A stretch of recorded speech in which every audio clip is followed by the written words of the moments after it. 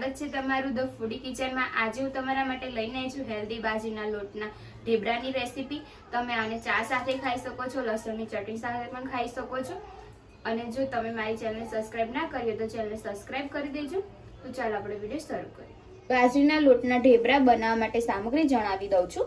આ મેં 1 વાટકી બાજરીનો લોટ લીધેલો છે, થોડો આપણે ઘઉંનો લોટ લીધેલો છે, તલ લીધેલા છે, 1 ચમચી જેટલા ખાંડ લીધેલી છે, નાની 2 ચમચી જેટલી, આ તમે સ્વાદ અનુસાર નાખી શકો છો। લસણ લીધેલું છે વાટેલું, અને એની અંદર 1 મરચું પણ વાટી નાખેલું છે। થોડી મેં મેથી લીધેલી છે, ઝીણી સમારી દીધી છે, અને બીજી જે સામગ્રી જોઈશે હું તમને આગળ વિડીયોમાં જણાવતી રહીશ। આ તાસમાં આપણે સૌથી પહેલા લોટ બાંધી દઈશું, એટલે આપણે બાજરીનો લોટ એડ કરીશું,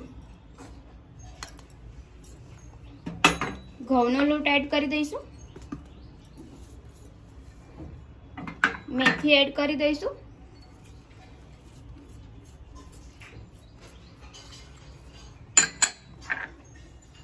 મરચાં લઈ લઈશું અને લસણની ખાંડેલું લઈ લઈશું। હવે આપણે ખાંડ એડ કરવાની છે, તલ એડ કરી દઈશું। હવે આપણે અંદર સ્વાદ અનુસાર મીઠું એડ કરી દઈશું। પછી આપણે જે બીજા મસાલા ઘરમાં વપરાય છે તે જ એડ કરવાના છે। થોડી આપણે હળદર એડ કરી દઈશું અને થોડું આપણે મરચું એડ કરી દઈશું। 1 ચમચી જેટલું હું મરચું એડ કરું છું। તમને તીખું વધારે પસંદ હોય તો તમે વધારે મરચું એડ કરી શકો છો। અડધી ચમચી આપણે હળદર એડ કરીશું, અડધી ચમચી જેટલું ધાણા જીરું એડ કરીશું, થોડો આપણે ગરમ મસાલો એડ કરીશું। હવે આપણે મિક્સ કરી દઈશું। મેં મિક્સ કરી દીધું છે। હવે આપણે થોડું તેલ એડ કરી દઈશું, 1 પરી જેટલું।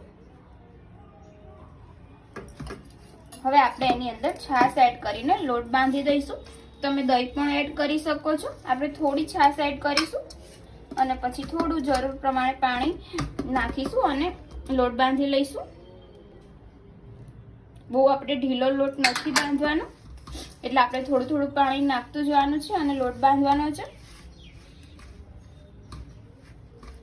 હવે આપણે થોડું પાણી એડ કરીશું।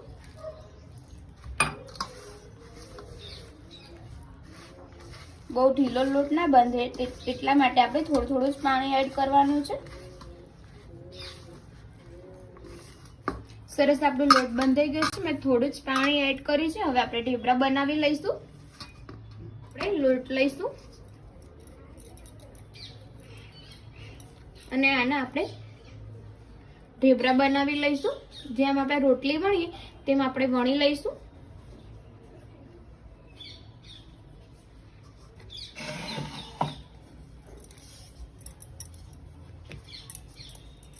જો નીચે ચોંટી જાય તો તમે થોડો લોટ પણ ભભરાવી શકો છો।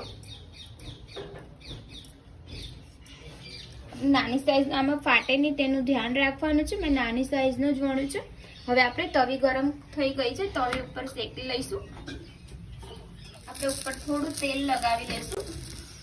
મેં તેલ લગાવી દીધું છે।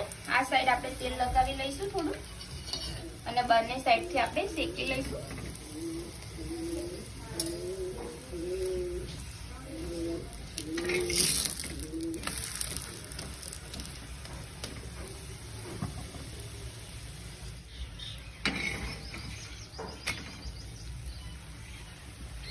આવી રીતના આપણે બધા ઢેબરા બનાવી લઈશું।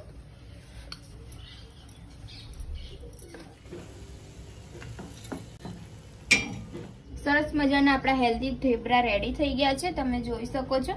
ખાવામાં પણ મજા આવશે, તમે ઘરે જરૂરથી ટ્રાય કરજો, અને તમે ચા સાથે પણ ખાઈ શકો છો। બહુ સરસ ટેસ્ટ આવશે। અને તમને જો મારી આજની રેસીપી પસંદ આવી હોય તો વિડીયોને લાઈક કરજો, શેર કરજો, કમેન્ટ કરજો। તો ચાલો હવે મળીએ આપણે એક નવા વિડીયો સાથે। જય માતાજી, જય શ્રી કૃષ્ણ।